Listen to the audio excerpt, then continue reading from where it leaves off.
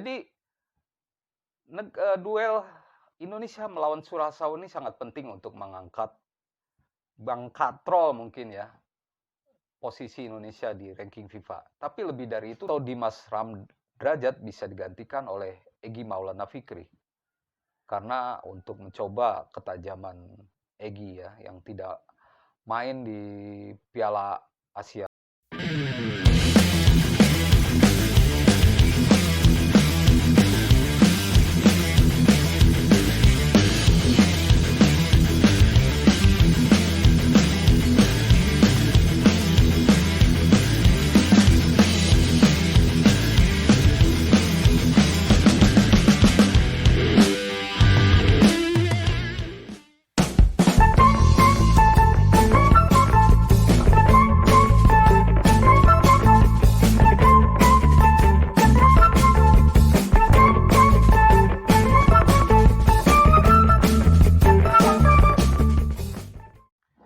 Halo, selamat siang teman-teman. Jumpa lagi dengan Depri Saipullah. Salam olahraga dan salam sehat selalu pastinya ya. Terima kasih sudah mengikuti channel ini sehingga bisa sampai sejauh ini. Dan saya kembali mengulas soal sepak bola dalam negeri. Apalagi kalau bukan Timnas Indonesia. Timnas Indonesia menghadapi dua laga krusial melawan negara asal Amerika Utara, Curaçao, ya.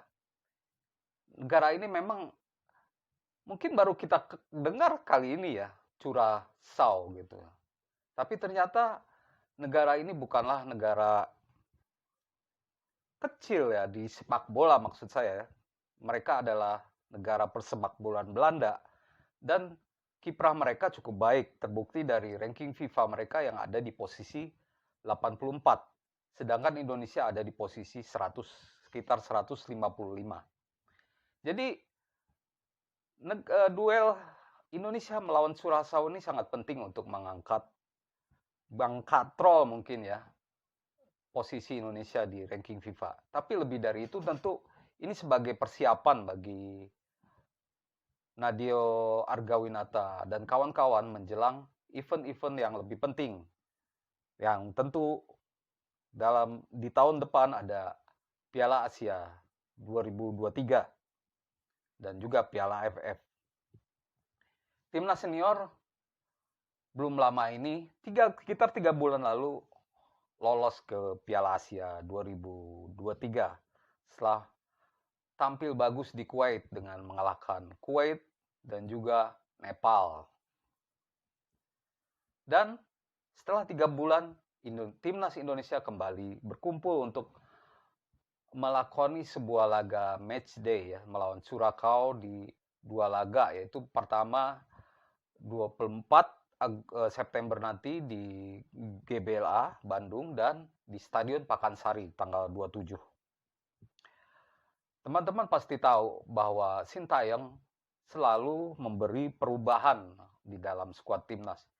Di skuad yang dipanggil untuk melawan Curaçao ini, Sintayong juga membawa beberapa nama baru.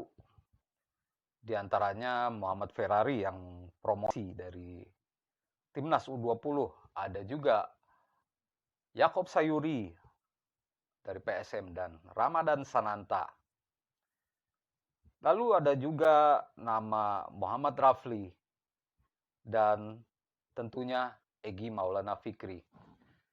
Ini Egy Maulana tidak nama baru ya, cuman di Piala Asia lalu dia tidak main, tapi dia kembali dipanggil. Dan tentu bakatnya yang bagus harus dimaksimalkan oleh Sintayong. Melawan Curaçao tentu kita tidak boleh gentar karena secara permainan Indonesia tentu tidak kalah. Belakangan ini kita memang pantas bangga karena Indonesia menunjukkan perkembangan bagus di sepak bola interkontinental ya, internasional ya. Seperti yang ditunjukkan Timnas U20 dan Timnas Senior yang lolos ke Piala Asia. lolos ke Piala Asia dengan cara yang tidak mudah gitu, dengan mengalahkan Kuwait.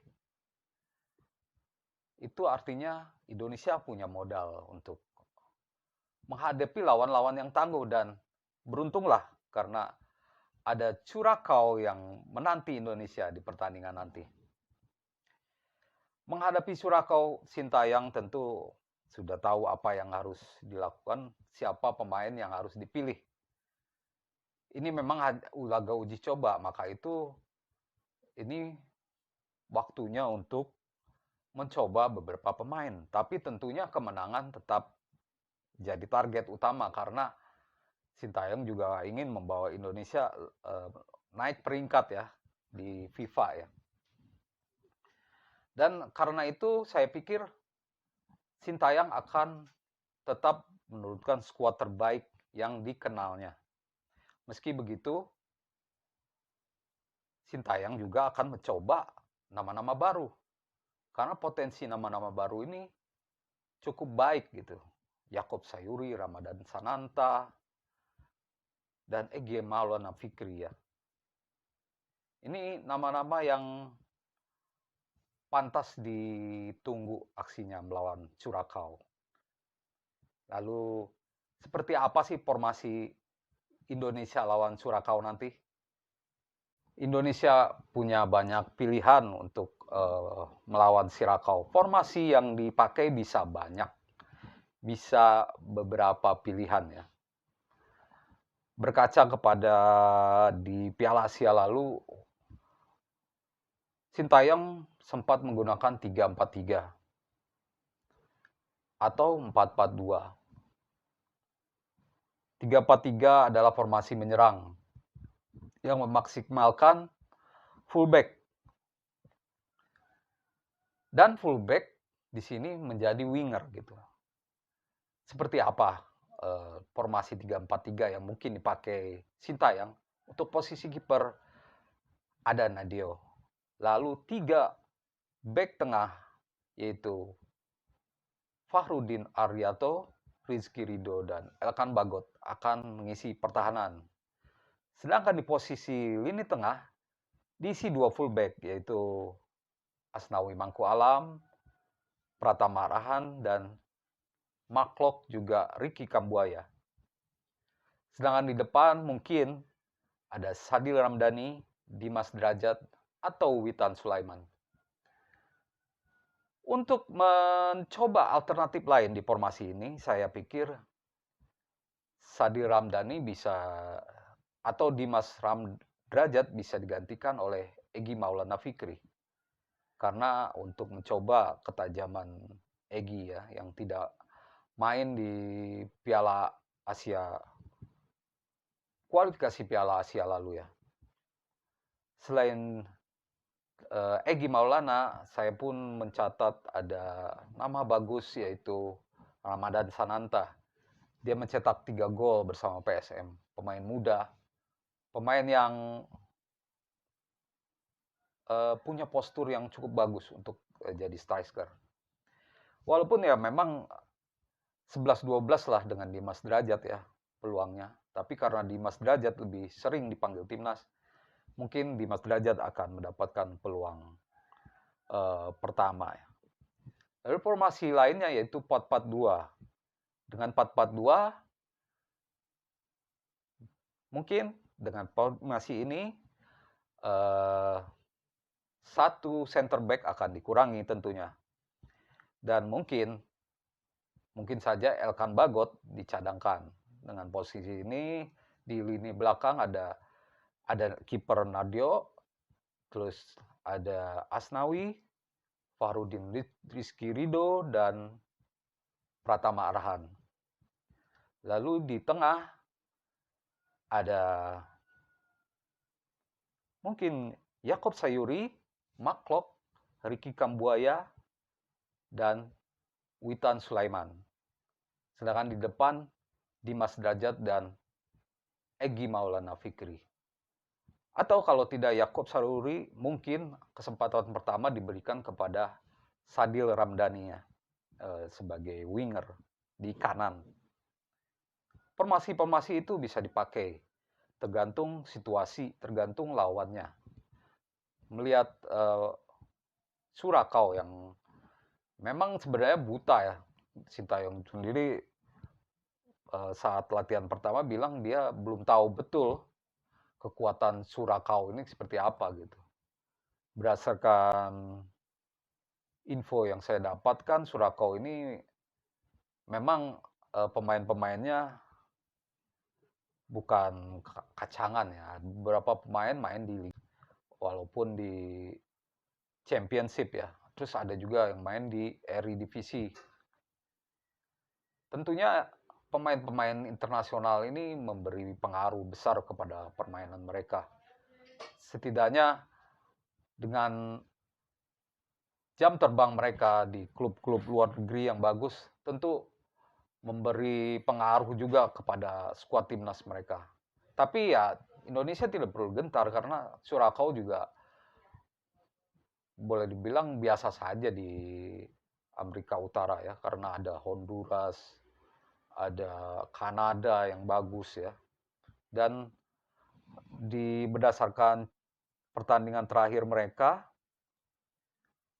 Surakau juga sedang tidak bagus karena belum lama ini mereka dicukur Kanada 4-0.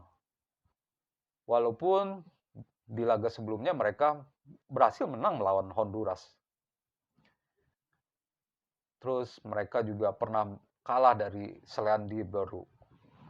Sedangkan Indonesia seperti diketahui mencukur Nepal 7-0 di laga terakhir. Ini menjadi pengangkat moral ya buat Indonesia. Penampilan di Piala Asia adalah masterpiece ya. Sebuah penampilan yang bagus untuk timnas Indonesia jelang melawan Surakau ini. Saya berharap sih Surakau bukan yang terakhir untuk duel timnas senior, karena saya berharap ada lawan-lawan berat lagi untuk timnas senior karena Indonesia membutuhkan ini karena lawan di Piala Asia nanti adalah lawan-lawan yang berat. Kalau tidak menjadi tuan rumah, Indonesia akan satu grup dengan lawan-lawan kuat seperti Arab Saudi, Iran, atau Korea Selatan, Cina.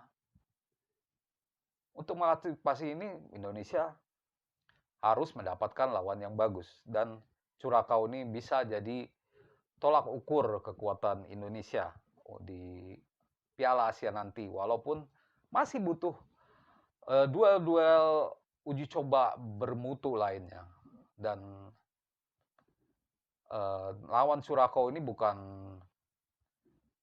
duel pertama melawan negara Amerika Utara, karena Indonesia pernah melawan Guyana, Jamaika juga ya. Jadi tidak asing lah, tapi mungkin bisa diusahakan melawan tim Asia Barat, Palestina atau Suriah. Mereka tim-tim bagus yang cocok untuk menjadi lawan di uji coba dalam mengasah kekuatan timnas Indonesia. Intinya saya berharap dua uji coba ini bisa memaksimalkan kemampuan pemain dan tentunya akan didapatkan skuad terbaik untuk Piala Asia dari timnas Indonesia. Demikian ulasan dari saya soal formasi timnas Indonesia melawan Surakau nanti. Dan tentunya selamat menonton pertandingannya dan salam olahraga.